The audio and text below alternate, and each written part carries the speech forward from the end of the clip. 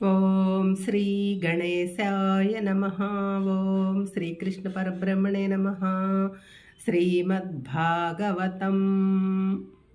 సమస్త గురుమండలికి హృదయపూర్వక ధన్యవాదాలు తెలుపుకుంటూ భాగవతం చదువుకుంటున్నాము. తృతీయ స్కందము. భాగవతంలోంది సృష్టి 9 వర్గాలుగా జరిగినది. అది బ్రహ్మ చేసిన సృష్టి అది చదువుకున్నాము. మహత్ తత్వము అంటే ఇది ప్రకృతి నుంచి వచ్చిన మొదటి సృష్టి. సత్వరజస్తమోళ తమో గుణాల సమతులనం అంటే కాలముచే చెదరగొట్టబడగా ఈ మహత్తత్వం ఏర్పడుతుంది. 2 అహంకార తత్వం. ఇది ప్రకృతి నుంచి వచ్చిన రెండో సృష్టి. దీని నుంచి పంచభూతాలు, దశేంద్రియాలు, పంచతన్మాత్రలు, మనస్సు వచ్చాయి. ఇది ద్రవ్య జ్ఞాన క్రియాత్మకమైనట్టిది. 3 భూత సృష్టి. పంచతన్మాత్రలు శబ్దస్పర్శ రూపరసగంధాలు, ఇవి సూక్ష్మావస్థలో నుండే శక్తులు ద్రవ్యాలైన పంచభూతాలలో చేరి ఉంటాయి. 4 ఇంద్రియ సృష్టి. 5 జ్ఞానేంద్రియాలు, 5 కర్మేంద్రియాలు. 5వది దేవతా సృష్టి. ఇంద్రియాభిమానులైన దేవతల సృష్టి. దీనిని దేవసర్గము అంటారు. ఇది మనోమయమైన సాత్వికాహంకారం వలన కలుగుతుంది. తామస సర్గ. ప్రకృతి మండలమైన అండ సృష్టి. దీని వలన ఆవరణ విక్షేపాలు కలుగుతాయి, అజ్ఞానం వలన కలుగుతాయి. ఇది తామసహంకార జనితము. ఈ 6ను భగవంతుని లీలావిలాస జనితాలైన ప్రాకృత సృష్టులు. ఇప్పుడు చెప్పబోయే 3 రకాల సృష్టులు వైకృత సృష్టులు. ఇవి రజోగుణముతో కూడి ఉన్న బ్రహ్మదేవునిచే చేయబడ్డవి. 7 స్థావర సృష్టి. ఓషధులు, అరటి, వెదురు పొదలు లాంటివి. పువ్వులు పూయకుండా ఫలించే వృక్ష జాతులు. రావి, మేడి, మర్రి, పనస మొదలైన వనస్పతులు. పువ్వులు పూసి ఫలించిన తరువాత నశించిపోయేవి ఓషధులు, ధాన్యము, పెసలు మొదలైనవి. మాలతీ లాంటి లతలు, పుష్పించి ఫలించే వృక్షాలు. ఇవి భూమి నుంచి ఆహారం తీసుకుని పెరుగుతాయి. తిర్యక్కులు అంటే 28 జంతు జాతులు. నిన్న, నేడు, రేపు అనే జ్ఞానం లేనివి, తమోగుణ ప్రధానమైనవి. ఆహార నిద్ర మైథునాల యందే ఆసక్తి కలవి. వాసన చూసి గుర్తించునవి. సుఖదుఖాలను త్వరగా మరుచునని.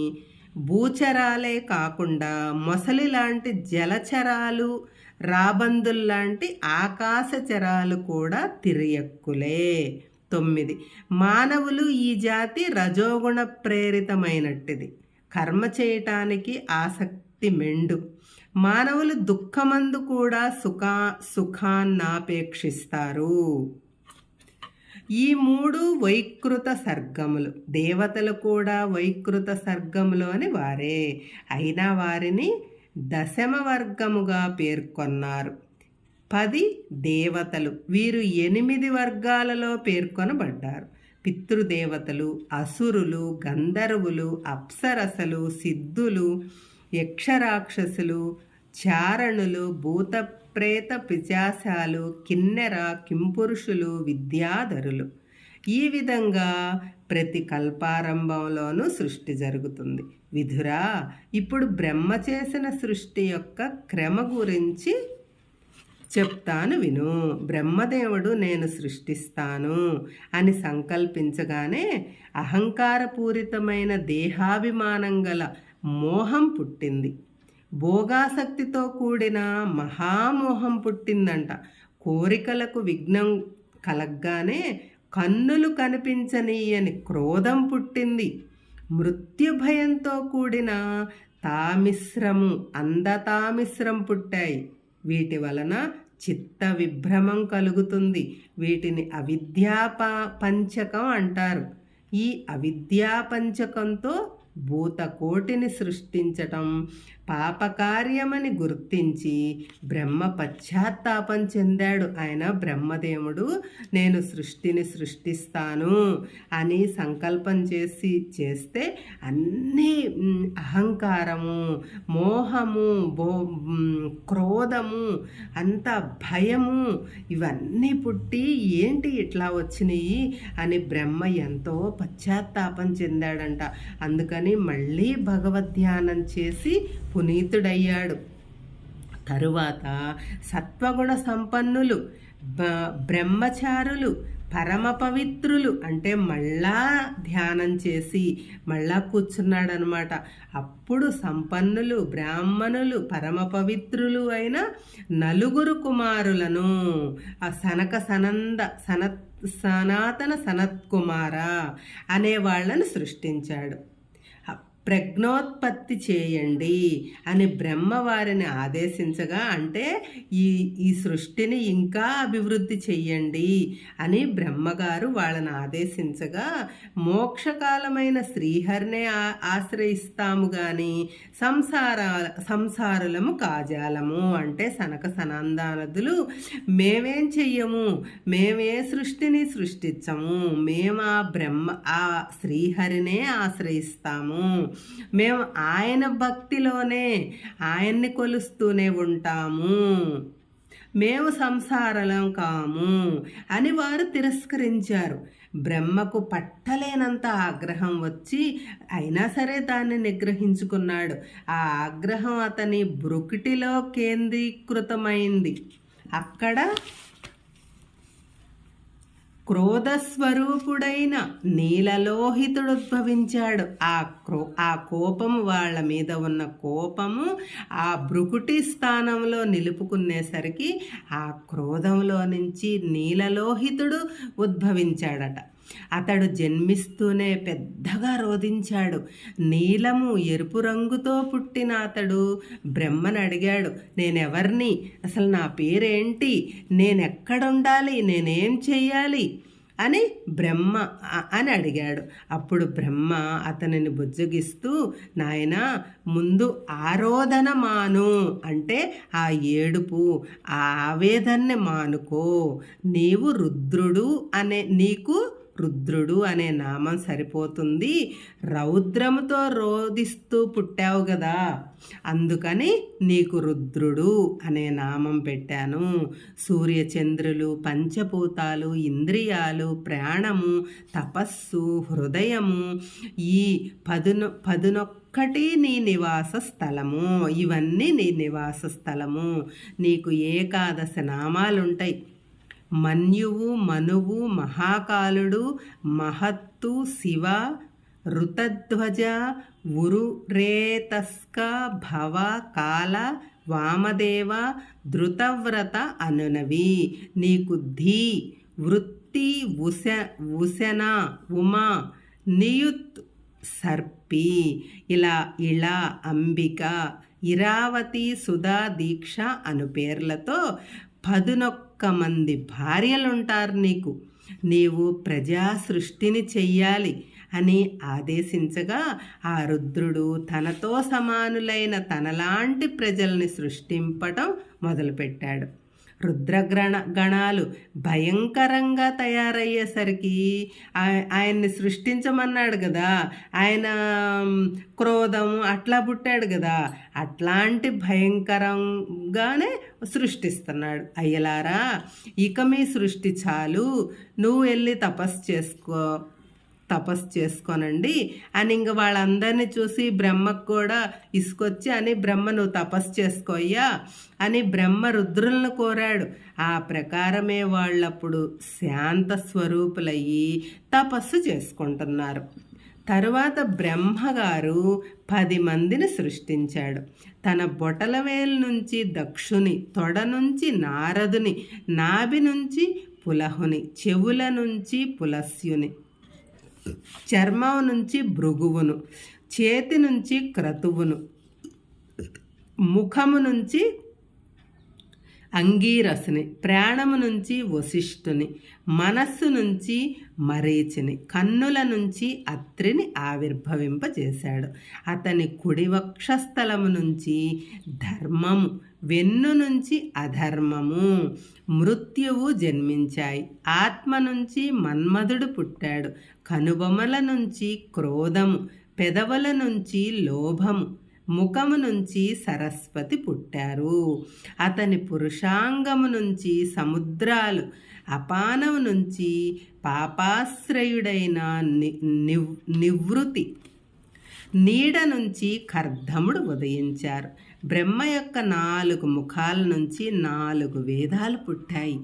4 హోతలలో చేయబడే చాతుర్హోత్రమనే కర్మతంత్రం ఆవిర్భవించింది. యజ్ఞ నిర్వహులైన హోత, అద్వర్షువు, ఉద్గాత, బ్రహ్మ అనబడే ఋత్విక్కులు పఠించవలసిన శాస్త్ర, విద్య, స్తోమ, ప్రాయచిత్తముల మంత్రాలు వెలువడినాయి. ఉపవేదాలైన ఆయుర్వేదం, ధనుర్వేదం, గాంధర్వము, గానశాస్త్రము, స్థాపత్యము, శిల్పశాస్త్రము ఆ ముఖాల నుంచి వెలువడ్డాయి. ఇతిహాస పురాణాలు, కర్మతంత్రాలు, ధర్మపాదాలు, విద్య, దానము, ధనము, తపస్సు పుట్టినాయి. బ్రహ్మచర్యం, గాహరస్యం, వానప్రస్థం, సన్యాసం అనబడే ఆశ్రమాలు చెప్పబడినాయి. బ్రహ్మచర్యాన్ని సావిత్రం అని కూడా అంటారు. గాయత్రీ మంత్రోపదేశం పొంది జపింతురు కనుక ఉపనయనం తరువాత మొదటి 3 రోజులుగా గాయత్రిని జపించటం ప్రాజాపత్యం అంటారు. వేదవ్రతాలను ఆచరించటం బ్రహ్మము. వేదాన్ని పూర్తిగా నేర్చుకుని ఆచరించటం నైష్టికం. గృహస్థులు 4 విధాలు. పొలం దున్ని పండించుకోవటం వార్త అనబడుతుంది. యజ్ఞ సామాగ్రిని సమకూర్చుకోవటం సంచయం. పరులను యాచింపకుండా ఉండటం శాలీనము. పొలాల్లో రాలిన గింజలను ఏరుకొని వచ్చి వాటిని శిలలపై నూర్చుకొని జీవనం గడపటం శిలోంచము. వానప్రస్థులు 4 విధాలు. దుంపలు తవ్వుకొని భుజించువారు వైఖానసులు. కొత్త పంట రాగానే పూర్వం దాచిపెట్టిన పదార్థాలన్నీ ఇతరులకు పంచిపెట్టేవారు. వాలకిల్యులు. పొద్దున్నే లేవగానే ఏ దిక్కు కనిపిస్తుందో ఆ దిక్కున పోయి అక్కడ ఆయాచితంగా లభించిన దాన్ని భుజించేవారు. ఔదుంబరులు. రాలిన ఫలపత్రాలను తినేవారు. ఫేనపులు. సన్యాసులు 4 విధాలు. సొంత కుటీరం ఉండి చేయదగిన కర్మలు చేయువారు. కుటీచకులు. కుటీరం లేకుండా కర్మలు అప్రధానమని భావించి జ్ఞానమై సంచరించేవాడు. బహుధనికుడు. కేవలం జ్ఞానాభ్యాసం మాత్రమే చేయువాడు. హంస. జ్ఞానాభ్యాసం కూడా లేకుండా పరబ్రహ్మతత్వం అలవడిన వాడు. నిష్క్రియుడు. పరమహంస. బ్రహ్మ నుండి అన్వీక్షకిత్రయీ వార్త, దండోనీతి అనబడే 4 న్యాయ విద్యలు పుట్టాయి. అన్వీక్షకి అంటే ఆత్మానాత్మ వివేకము ద్వారా మోక్షాన్ని సాధించే విద్య. త్రయీ అంటే బుక్కు. యజుస్సామ వేదాలలో చెప్పబడిన కర్మానుష్ఠానం ద్వారా స్వర్గాది ఫలాలను పొందటం. వార్త అంటే జీవనోపాధి గురించి చేసే కృషి, వాణిజ్యాలు. దండనీతి అంటే అర్ధ సంపాదన విద్య. బ్రహ్మ ముఖం నుంచి భూ, భువః, సువః, మహః అనే 4 వ్యాహృతులు వచ్చినవి. అతని హృదయాకాశం నుంచి ఓంకారం పుట్టింది. 6 ఛందస్సులు, 50 అక్షరాలు, సప్తస్వరాలు, శబ్ద బ్రహ్మము అన్నీ అతని నుంచి వచ్చినవే. ఇంత జరిగినా అనుకున్నంతగా ప్రజా సృష్టి జరగలేదని బ్రహ్మ గుర్తించాడు. కారణం తెలియదు. దైవాన్ని మళ్ళా ధ్యానిస్తున్నాడు.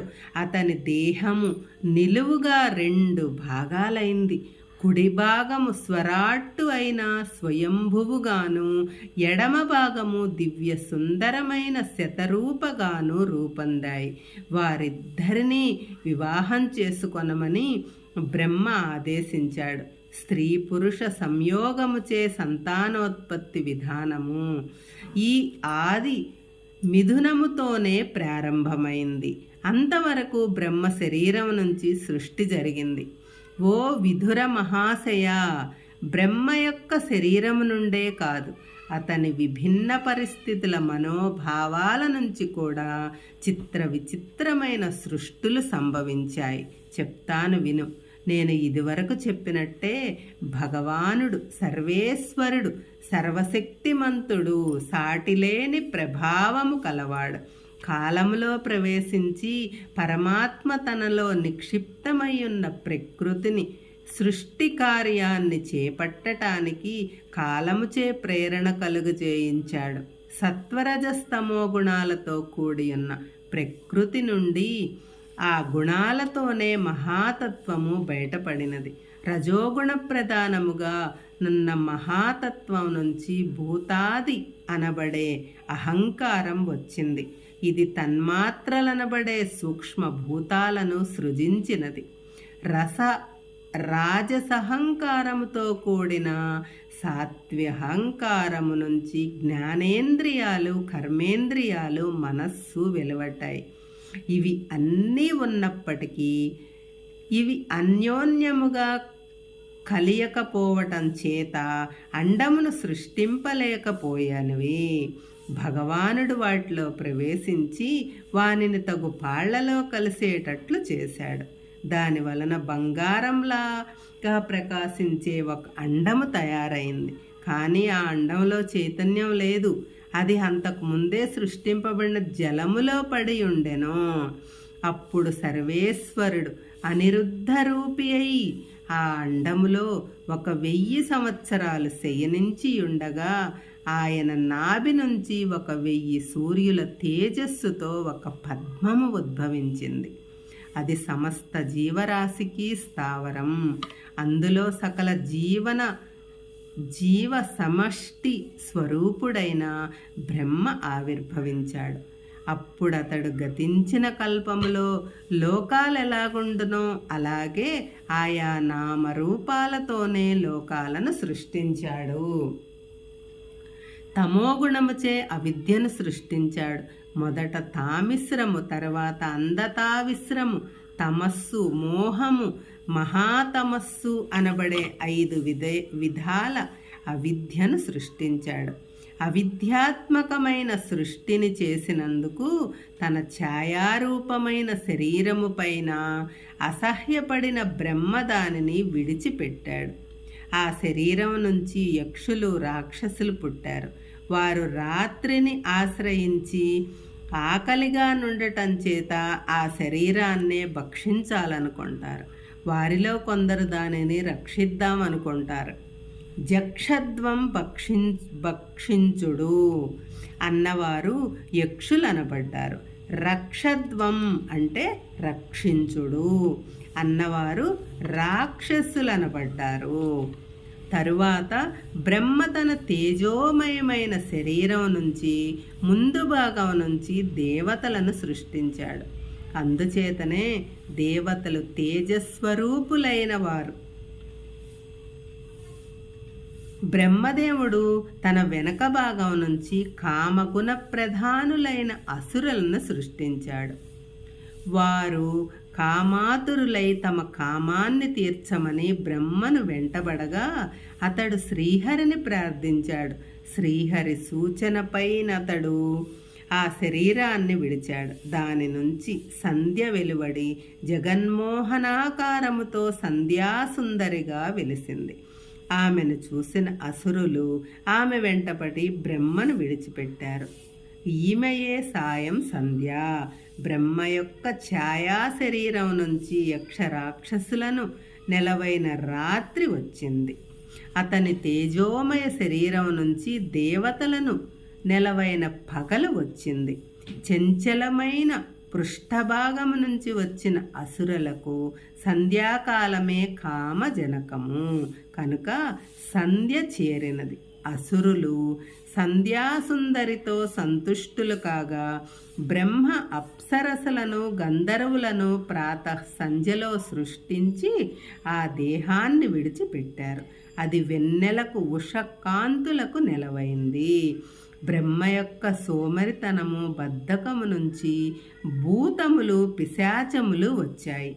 అతని జృంభణము అంటే ఆవులెంత, జృంభణము అంటే ఆవులెంత, నిద్ర, మత్తు, ఉన్మాదము లాంటి భావాల నుంచి నిశాచర జీవులు వచ్చాయి. తరువాత బ్రహ్మ అదృశ్య శరీరుడై పితృదేవతలను సాధ్యులను పుట్టించాడు. తరువాత సిద్ధులను, విద్యాధరులను, కిన్నెరలను, కింపురుషులను సృష్టించాడు. అతని కేశాల నుంచి సర్పాలు పుట్టినవి.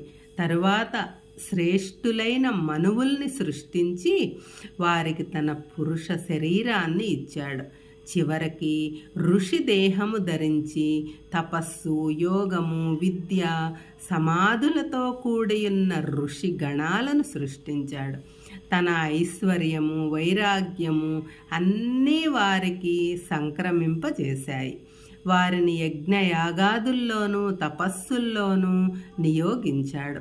విదురా, భగవానునిచే ప్రసాదింపబడిన సృష్టి జ్ఞానము ఆధారముగా బ్రహ్మదేవుడు అతి అద్భుతమైన విశ్వ సృష్టి రచనను కొనసాగించాడు. దానిలో ఒకంత మాత్రమే నేను నీకు సుక్షిప్తముగా చెప్పాను. హరే కృష్ణ.